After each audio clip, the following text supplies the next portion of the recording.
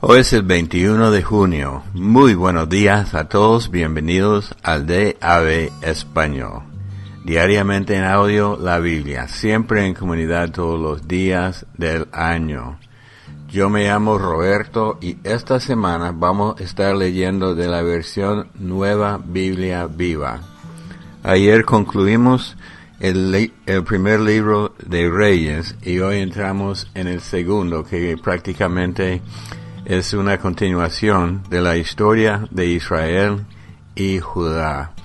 En este libro vamos a ver los ministerios de Elías y Eliseo. Y vamos a ver pues que se dividió el reino de Israel en Israel al norte y Judá al sur. Vamos a ver cómo caen las dos naciones, Israel y Judá, por abandonar a Dios, y entra los países de Asiria y Babilonia. Algo que siempre podemos aprender es que nuestras acciones tienen consecuencias, y estas naciones sufrieron bastante por su desobediencia. Sin embargo, nuestro Dios es un Dios de redención, y siempre hay un plan de redención. Entonces vamos a leer los primeros dos capítulos de Segunda de Reyes. Después de la muerte del rey Acab, Moab se declaró independiente y se negó a seguir pagando tributos a Israel. Ocosías, el nuevo rey de Israel, que se había caído de la terraza de su palacio en Samaria y había quedado seriamente herido, envió mensajeros al santuario del dios de Baal-Zebub, dios de Ecrón, a preguntar si recuperaría de sus heridas.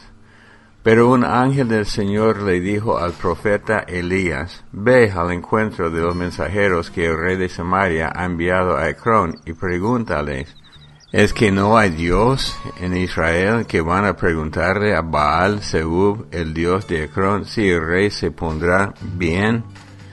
Por cuanto el rey Ocosías ha hecho esto, el Señor le dice: no te sanarás, sino que morirás.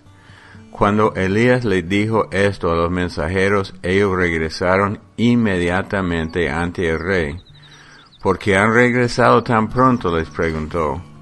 Un hombre vino a nosotros, contestaron, y nos dijo que regresáramos ante usted a decirle: ¿por qué envías a consultar a Baal-Zebub, dios de Ecrón? ¿Es que no hay Dios en Israel? Por haber hecho esto, el Señor le hace saber al rey que no se recuperará de sus heridas, sino que morirá. ¿Quién era aquel individuo?, preguntó el rey. ¿Qué aspecto tenía? Llevaba un abrigo de pelo, le respondieron, y usaba un cinturón ancho de cuero. Era el profeta Elías, exclamó el rey. Entonces envió a un oficial con 50 soldados a arrestarlo. Lo encontraron sentado en la cumbre de una colina. El capitán le dijo: varón de Dios, el rey nos ha mandado a que te llevemos ante él. Pero Elías respondió: si soy yo un varón de Dios, que descienda fuego del cielo y te destruya junto con tus 50 hombres. Y descendió fuego del cielo sobre ellos y los mató a todos. El rey envió a otro oficial con 50 hombres a que le dijera: varón de Dios, el rey dice que debes bajar inmediatamente. Elías respondió: si soy un varón de Dios, que descienda fuego del cielo y te destruya a ti con tus 50 hombres. Y nuevamente descendió fuego de Dios y los quemó. Una vez más el rey envió 50 hombres, pero esta vez el oficial se puso de rodillas ante Elías y le rogó: varón de Dios, perdona mi vida y la vida de estos tus 50 siervos. Yo sé que los otros 2 oficiales y sus soldados que vinieron antes de nosotros murieron quemados por el fuego que cayó del cielo. Por eso te pido que nos perdones la vida. Entonces el ángel del Señor le dijo a Elías: no temas, ve con él. Y Elías fue ante la presencia del rey. ¿Por qué enviaste mensajeros a consultar acerca de tu enfermedad a Baal-zebub, dios de Ecrón? Preguntó Elías. ¿Acaso no hay un Dios en Israel a quien consultar? Por cuanto has hecho esto, no te levantarás de esta cama, ciertamente morirás. Ocosías murió de la manera anunciada por Elías, y Joram fue el nuevo rey, porque Ocosías no tenía un hijo que le sucediera en el trono. Esto ocurrió en el 2º año del reinado de Joram, hijo de Josafat, rey de Judá. El resto de la historia de Ocosías y su reinado está registrado en el libro de los reyes de Israel. Capítulo 2. Llegó el día en que el Señor se iba a llevar a Elías al cielo en un torbellino. Elías le dijo a Eliseo cuando salieron de Gilgal: «Quédate aquí, porque el Señor me ha dicho que vaya a Betel». Pero Eliseo le respondió: «Juro por el Señor y por tu vida que no te dejaré». Entonces fueron juntos a Betel. Allí los jóvenes que se preparaban para la labor profética salieron a recibirlos y le preguntaron a Eliseo: «¿Sabes que hoy el Señor va a llevarse a tu maestro de tu lado?» «Cállense», dijo Eliseo, «desde luego que lo sé». Poco después Elías dijo a Eliseo: «Quédate en Betel, porque el Señor me ha enviado a Jericó». Pero Eliseo le replicó: «Juro por el Señor y por tu vida que no te dejaré». Y se fueron juntos a Jericó. Entonces los jóvenes que se preparaban para profeta en Jericó se acercaron a Eliseo y le preguntaron: «¿Sabes que hoy el Señor va a llevarse a tu maestro de tu lado?» «Cállense», les ordenó. «Por supuesto que lo sé». Luego Elías le dijo a Eliseo: «Quédate aquí, porque el Señor me ha enviado al río Jordán». Pero Eliseo le respondió como antes: «Juro por el Señor y por tu vida, que no te dejaré».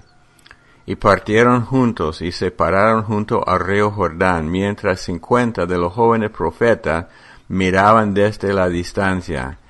Elías dobló su túnica y golpeó con ella las aguas, y el río se abrió ante ellos, y cruzaron por tierra seca. Cuando llegaron a la otra orilla, Elías le dijo a Eliseo: «¿Qué deseas que te conceda antes de ser llevado arriba?» Y Eliseo le respondió: «Concédeme el doble del poder profético que tú has tenido». «¿Has pedido algo difícil?», respondió Elías. «Si me ves cuando sea quitado de tu lado, entonces obtendrás lo que has pedido. Pero si no me ves, no te será concedido». Mientras caminaban juntos y conversaban, repentinamente un carro de fuego tirado por caballo de fuego apareció y se puso entre ellos, y Elías fue llevado al cielo en un torbellino. Eliseo, al verlo, gritó: Padre mío, carro de Israel y su guía». Eliseo no volvió a ver a Elías. Luego rasgó sus vestidos y los partió en dos, recogió la túnica de Elías, regresó a la orilla del río Jordán y golpeó las aguas con ella, al tiempo que exclamaba: «¿Dónde está el Dios de Elías?». Apenas golpeó las aguas, éstas se separaron, y Eliseo pudo cruzar el río en seco. Cuando los jóvenes profetas de Jericó vieron lo ocurrido, exclamaron: «El espíritu de Elías está sobre Eliseo». Y fueron a su encuentro y lo saludaron con respeto. «Señor», le dijeron, «basta con que diga usted una palabra y nuestros mejores corredores, 50 de ellos, buscarán en el desierto a su amo. Quizás el Espíritu del Señor lo ha dejado en alguna montaña o en alguna barranca». «No», dijo Eliseo, «no se preocupen». Pero ellos siguieron presionándolo hasta que él se sintió molesto y le dijo: «Muy bien, vayan». 50 de ellos estuvieron buscando a Elías durante 3 días y no lo pudieron encontrar. Eliseo estaba todavía en Jericó cuando regresaron. Les dije que no fueran, los reprendió. Entonces un grupo de ciudadanos notables de Jericó visitaron a Eliseo. Tenemos un problema, le dijeron. Esta ciudad tiene una localización muy hermosa, como puede usted ver, pero el agua es mala y hace que la tierra sea improductiva. Bien, les dijo, tráigame una vasija nueva llena de sal. Ellos hicieron lo que les pidió. Entonces Eliseo se dirigió al manantial que estaba en las afueras de la ciudad, y lanzando la sal en el manantial, declaró: El Señor ha purificado estas aguas, ya no causarán más muerte ni esterilidad. Y así ocurrió. El agua quedó purificada tal como Eliseo lo dijo. Eliseo salió de Jericó y se dirigió a Betel. En el camino unos muchachos de la ciudad comenzaron a burlarse de él. «Calvo, sube al cielo, tú también, calvo, sube». Él se dio vuelta y los maldijo en el nombre del Señor. Al instante 2 osas salieron del bosque y mataron a 42 de ellos. De allí Eliseo fue al monte Carmelo y luego regresó a Samaria. Hechos 13:42 hasta el 14:7. Al salir de la sinagoga, les pidieron que regresaran a hablarles la siguiente semana, pero muchos judíos y gentiles piadosos que adoraban en la sinagoga siguieron a Pablo y a Bernabé, y estos les aconsejaron que permanecieran fieles en la gracia que Dios les ofrecía. A la semana siguiente, casi la ciudad entera fue a escucharlos predicar la palabra de Dios. Pero cuando los judíos vieron el gentío, llenos de celos, se pusieron a blasfemar y a rebatir las palabras de Pablo. Entonces Pablo y Bernabé valientemente les dijeron: era necesario que las buenas noticias de Dios las conocieran primero ustedes los judíos. Pero como las rechazan y se muestran indignos de la vida eterna, no nos queda otro remedio que ofrecérselas a los gentiles. Después de todo, el Señor nos lo ha ordenado. Te he convertido en luz que ilumina a los gentiles, y por lo tanto les ha de llevar la salvación hasta lo más recóndito del mundo. Al oír esto, los gentiles sintieron una gran alegría y celebraron la palabra del Señor, y creyeron los que estaban destinados para obtener la vida eterna, y el mensaje de Dios se propagó en toda aquella región.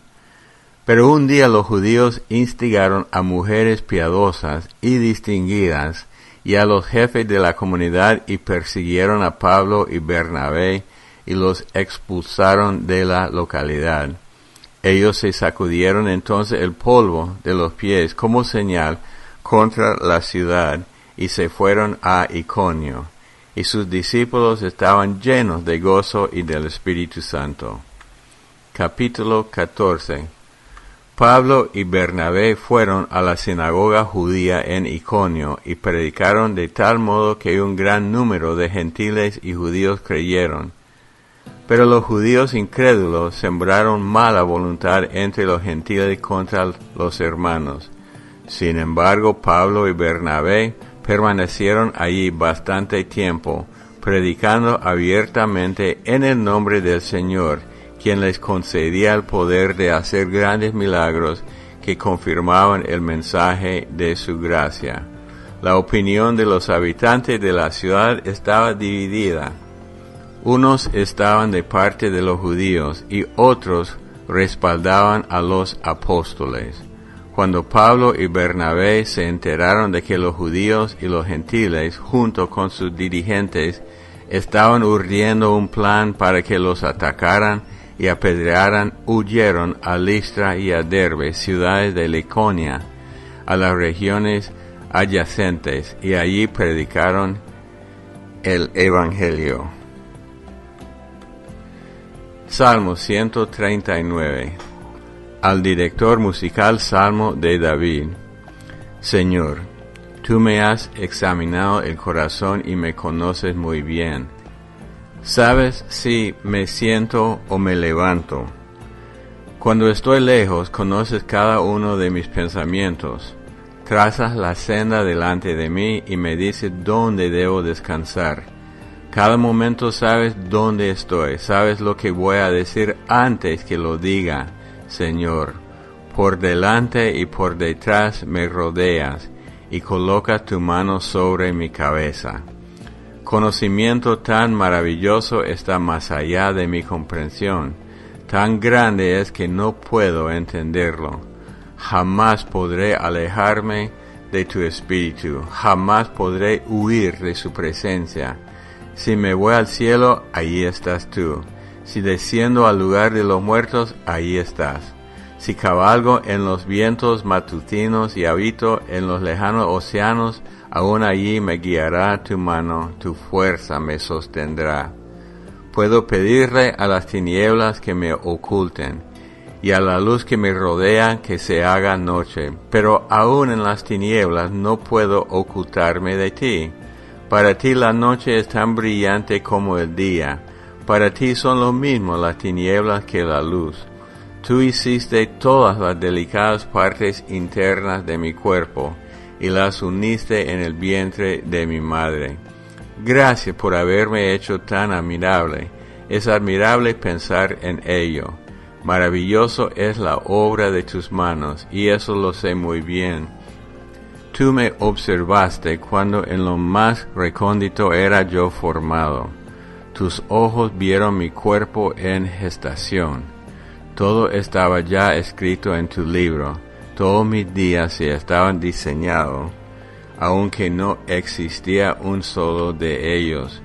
Cuán preciosos son los pensamientos que tienes de mí, oh Dios.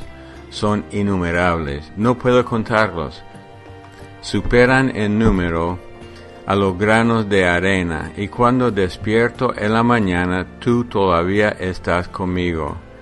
Dios, si solamente destruyera a los malvados, apártense de mi vida, ustedes asesinos. Ellos blasfeman contra ti, tus enemigos toman tu nombre en vano. Señor, ¿no debo odiar a quienes te odian? ¿No detesto a los que te rechazan? Sí, los odio, con un odio implacable, pues tus enemigos son mis enemigos. Examíname, Dios, y conoce mi corazón. Pruébame y conoce mis pensamientos. Señálame lo que en mí te ofende y guíame por la senda de la vida eterna. Proverbios 17, versículos 19, 20, 21. Al que le gusta pecar, le gusta pelear. El que abre mucho la boca busca que se la rompan. El hombre de corazón perverso jamás prospera. El de lengua mentirosa caerá en desgracia. Es doloroso ser el padre de un necio. No hay alegría en ser el padre de un tonto. Salmo 139 es un salmo importante en nuestros días. En la cultura de Estados Unidos, en el pasado hemos hablado de la importancia de una cosmovisión bíblica.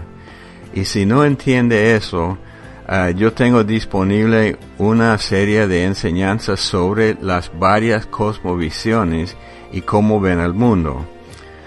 Una de las cosmovisiones es la cosmovisión humanista, que está centrada en el hombre. El hombre es el centro de todo. Y lo que es importante es la felicidad del hombre y la opinión del hombre. Y sus opiniones cambian y ellos cambian. Por ejemplo, en mi país hay muchos que practican el aborto de un niño en el vientre de su mamá.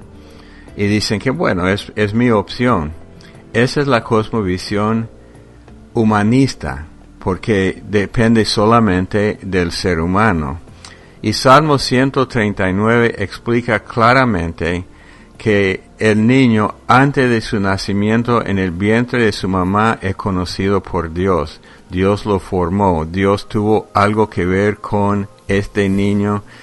Y en la cosmovisión cristiana, o mejor dicho, la cosmovisión bíblica, no cambia de un momento a otro. Siempre respeta la vida de un niño antes de nacimiento y mucha otra cosa. El estudio de la cosmovisión es muy interesante porque hay varias cosmovisiones, grandes y chiquititas. La cosmovisión islámica, la cosmovisión marxista, humanista, bíblica y otras cosas también. Valdría la pena estudiar esto. Pero yo solamente quería enfatizar que tenemos que estar firmes en la palabra de Dios, igual que Pablo y Bernabé, que no iban a ceder sus valores para agradar a unos judíos religiosos. Tenemos que estar firmes en lo que dice la Biblia, especialmente en este día, esos días cuando hay mucha presión para ceder los valores cristianos y aceptar los valores de otras cosmovisiones que no siguen la Biblia. Oremos. Padre Dios, te damos gracias en este día, una semana nueva. Te damos gracias, Señor, que tu palabra es firme y nos toca estudiar y aceptar y poner en práctica lo que tú dices, no lo que dice todo el mundo. Yo te pido, Señor, por los de esta comunidad que siempre entiendan la cosmovisión bíblica y que la sigan en el nombre de Cristo Jesús. Amén. Bueno, siempre queremos escuchar sus testimonios de lo que Dios ha hecho en su vida, sus oraciones. Por ejemplo, en mi vida yo tengo testimonios y de lo que Dios ha hecho. A la misma vez tengo muchas oraciones que no han sido contestadas y tenemos que esperar con paciencia, por eso siempre oramos. Bueno, cualquier oración, testimonio, comentario, hay un número telefónico en Estados Unidos, Canadá y Puerto Rico, 877-212-1815. En México, el número telefónico 55-41-70-75-22 o a través de la aplicación WhatsApp, más 505-8177-3708. Disponibles todos los días de Ave Salmos, de Ave Proverbios. Los amamos mucho, que Dios los bendiga y hasta el día de mañana. Buenas tardes, buenas noches, querida familia del DAB en español. Les habla Patricia desde los Países Bajos. En cuanto a la pregunta que hizo la hermana Nelly el domingo 14 de junio acerca de la porción de Primera de Reyes 13, de por qué el varón de Dios fue rebelde al mandato de Jehová, mi reflexión es que él fue rebelde por su propia concupiscencia. Él fue atraído y seducido para desobedecer el mandato del Señor. Eso pudo ser temor de hombre ante el profeta anciano, querer agradarlo o su inhabilidad para decir no. Aquí hay que saber que el hecho de que una unción ministerial se manifieste no es señal de una vida consagrada y recta delante del Señor. La unción se manifiesta porque irrevocables son los dones y el llamamiento de Dios. Por lo que es importante que siempre oremos y le pidamos al Señor que nos examine, que nos escudriñe, que nos guíe por el camino de la verdad. Como dice en el Salmo 139, examíname, oh Dios, y conoce mi corazón, pruébame y conoce mis pensamientos, y ve si hay en mí camino de perversidad, y guíame en el camino eterno. Entonces es una reflexión, hermanos, para guardar siempre nuestros corazones y dejar que el Señor nos examine y nos ilumine. Bueno, Muchas bendiciones. Dios les bendiga. Un abrazo.